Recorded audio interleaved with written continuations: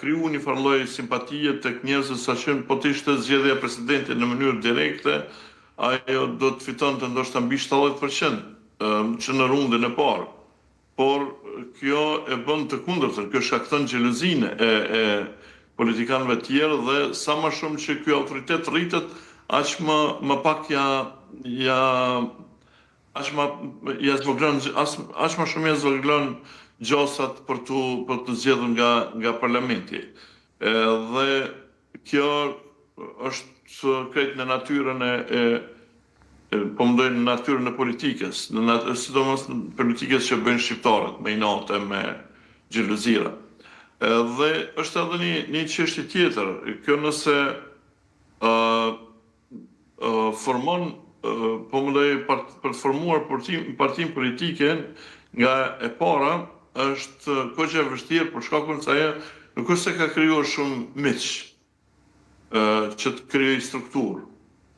Madje edhe miq që i ka pasur ai ka humbur me kështu me ndjemaltinë e saj, me egoizmin e saj, edhe e ka vështirë për të krijuar strukturë. E pa krijuar strukturë, vështirë që mund të kesh sukses në zgjedhje, pavarësisht për asaj se simpatia e njerëzve mund të jetë e madhe. Po, profesor, a e përjashton mundësinë që ajo të kthehet në guxo? Kur thoni se do të filloj diçka nga e para? Po e përjashtoni mundësinë që ajo të kthehet në guxo? Mund të kthehet në guxo.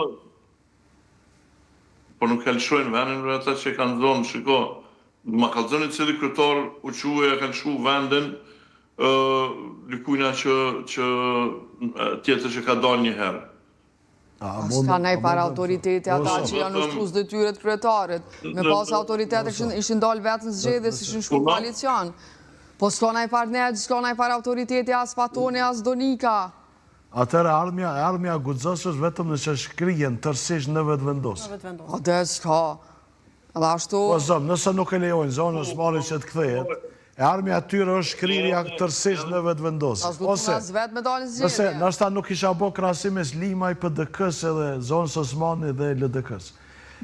Struktura aktuale, udhëheqëse e LDK-s, me Zotri Abdigjikun krye dhe zhvillimet e fundin ku vendin kuaj nuk dha dorëheqje, mori vot besimin, besoj që ka qenë një sinjal që po përgatitet terreni ku një pjesë e konsiderueshme e LDK-s, ata që janë kundër kthimit të zonës Osman LDK, goxha shumë janë marginalizuar. Po janë numër të pak. Për shkak të leadershipit aktual të LDK-s, dhe kjo mund shifet ndoshta si një veprim që po i përgatitet terreni që zonës Osmani të kthehet në LDK.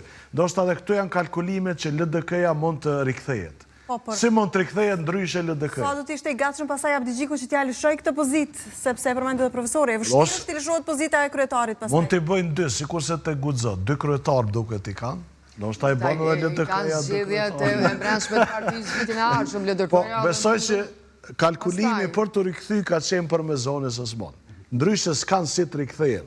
LDK-ja ka problem që të rikthehet pa një shtytje do të thoja që mund ta kishte sjell zoni Osmani në LDK. Ata që janë kundër goxha janë marginalizuar.